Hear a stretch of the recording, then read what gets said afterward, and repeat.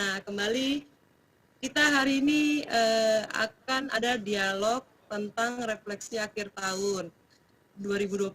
Temanya itu adalah membangun sinergitas antar pemuda upaya mencari solusi dan dinamika anak negeri.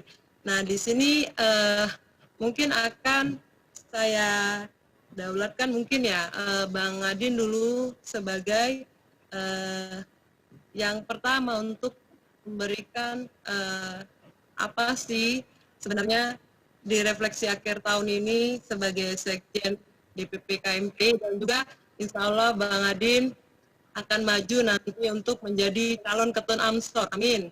Mudah-mudahan ke depan ikhtiar itu bisa terwujud. Amin, amin. Bang Adin?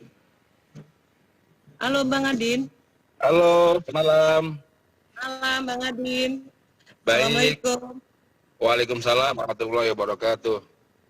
Ya Bang, ini judulnya kita hari ini terima kasih sebelumnya Bang sudah bisa hadir untuk bisa menjadi salah satu narsum kita di HUT GPN ini.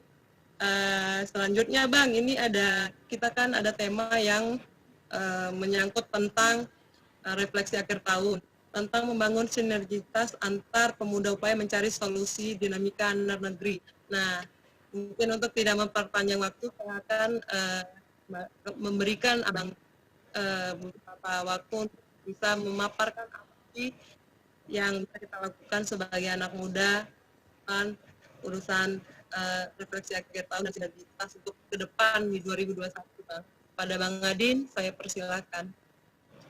Baik. Assalamualaikum warahmatullahi wabarakatuh. Waalaikumsalam warahmatullahi wabarakatuh. Salam sejahtera, salam silaturahmi, salam kebajikan, namo buddhaya, rahayu. Yang saya hormati Ketua Umum GPN yang tidak pernah lelah, terus bekerja keras, dan Bu Dewi sebagai Ketua Umum Sri Kandi GPN, Sri Kandi GPN ya, dan seluruh para pengurus juga. Ini luar biasa, para pemimpin muda. Ada yang ada yang periode yang kedua, ada mungkin juga yang periode yang pertama. Bupati Trenggalek, Gus Ipin, kemudian Bupati Goa, Bupati Nan, kemudian juga Bupati Ngawi ya tadi ya, Sekretaris MPI Timur ya. Dan seluruh para peserta webinar pada malam hari ini, yang pertama saya ucapkan secara pribadi maupun mewakili DPK NPI, selamat ulang tahun GPN yang ke-11.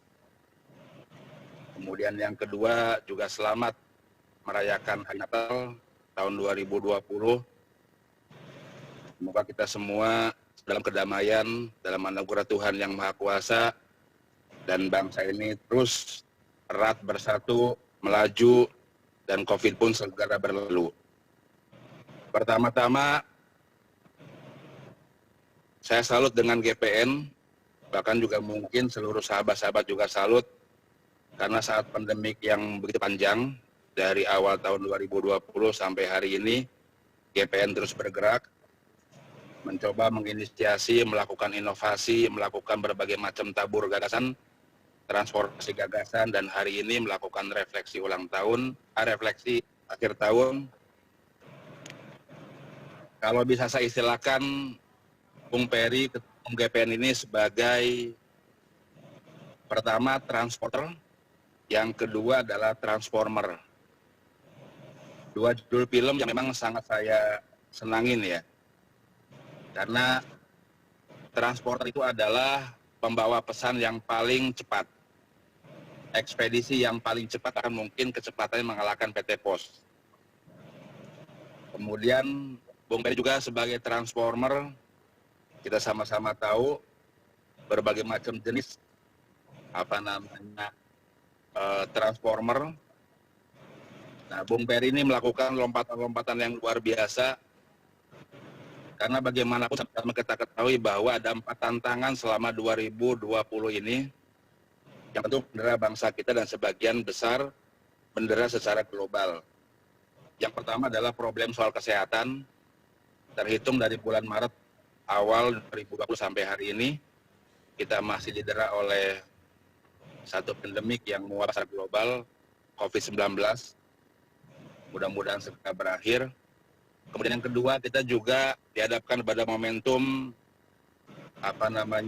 penurunan ekonomi nasional maupun global yang tentu berdampak pada pertumbuhan secara nasional dan juga global. Sampai hari ini kita merasakan mudah-mudahan 2021 segera bangkit seiring dengan temukannya dan diimplementasikannya vaksin secara massal. Kemudian yang ketiga adalah kita menghadapi satu era yang menurut saya sangat cepat perubahannya, yang mungkin apa yang terjadi pada hari ini seharusnya terjadi pada 10 tahun mendatang, yaitu yang disebut dengan transformasi digital, termasuk metodologi pada malam hari ini, metode webinar menggunakan salah satu dari transformasi digital tersebut. Suka tidak suka, ini membuat kemudian semua orang harus berubah dengan cepat, melakukan langkah-langkah dengan cepat. Karena apa? Situasi seperti ini, ukuran orang menjadi eksis bukan lagi yang besar atau yang kecil, bukan lagi yang banyak uang atau sedikit uang, tetapi diukur dari sejauh mana kelincahannya dan mampu beradaptasi dan terutama mampu mengadopsi transformasi digital dalam semua praktek kehidupan.